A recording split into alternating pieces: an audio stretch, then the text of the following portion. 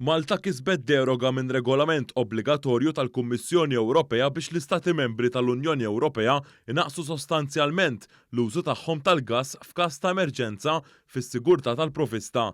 B'dan il-pjan li tħabbar il-ġimgħa l-oħra mill-Kummissjoni Ewropea, il-pajjiżi tal-Unjoni Ewropea se jnaqsu 15% tal-enerġija tagħhom mill-gass minn Awwissu sa Marzu li ġej. Dan tħabbar mill-Ministru responsabbli mill-Enerġija Mirjam Dalli wara li ħadet sehem f'laqgħa straordinarja tal-Ministri tal-Enerġija tal-Unjoni Ewropea fi Brussell.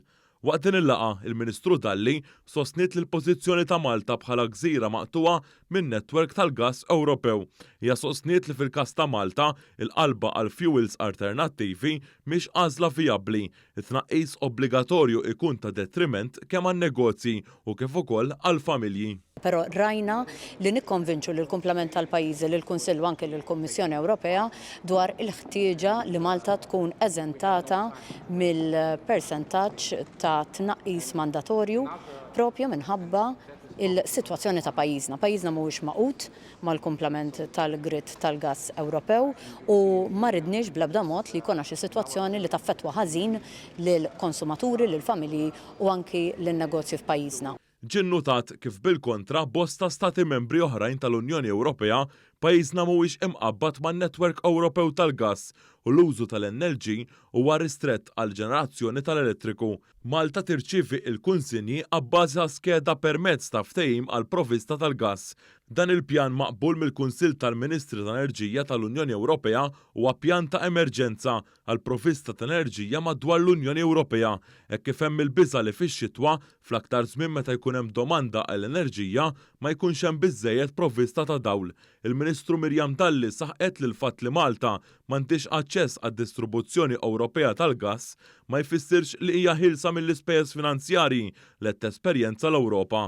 Hija sostniet li pajjiżna irid ikompli jaħdem għax din is-sitwazzjoni ċertament mhix business as usual. Hija spjegat li biex tilħaq id-domanda l-elettriku tagħha Malta tiddependi parzjalment fuq l-Italja. Hemmhekk il-prezzijiet għolgħu għal €650 għal kull megawatt fis-sija.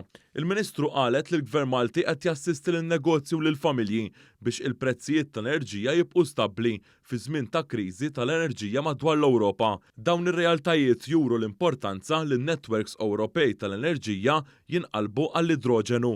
F'pajjiżna għaddejja ħidma biex ikollna żieda akbar ta' enerġija rinovabbli u ssir il-qalba lejn l-enerġija aktar nadifa. Il-Ministru Mirjam Dalli saħqet fuq il-ħtieġa ta' aktar fondi Ewropej favur proġetti innovattivi ta' enerġija rinovabbli, inkluż fil-Mediterran biex jinħolqu opportunitajiet ta' investiment f'teknoloġiji fuq il-baħar.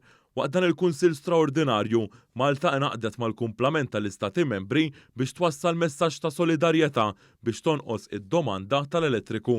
Huwa dan il-messaġġ li wassalna u dan il-messaġġ li rnexxilna nikkonvinċu dwaru sew lil pajjiżi l-oħra tal-Unjoni Ewropea, lill-Kunsill u anki lill-Kummissjoni Ewropea. Dan il-ftehim wasal ftit tassijat wara li l-kumpanija Russa Gazprom li hija kkontrollata mill-Istat Russu ħabbret li minna l-erba se tnaqqas 33 miljun metru kubu mill-provvista tal-gass mill-pipeline Nord Stream 1, l-akbar pipeline li jwassal il-gass mir-Russja lejn l-Ewropa.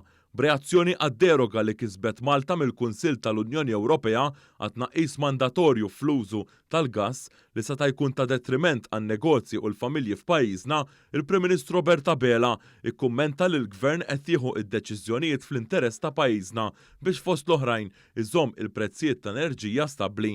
Robert Abela qal li minkejja din l-eżenzjoni, il-Gvern se jibqa' jaħdem u jinċentiva lil poplu favur l-użu ta' enerġija rinovabbli u wara tħajr li t-tim kollu li ħadem fl-interess ta' pajjiżna. Huwa irringrazzja b'mod partikolari lill-Ministru Mirjam Dalli li kienet preżenti għall-Kunsill fejn ġiet issiġillata din il-kisba.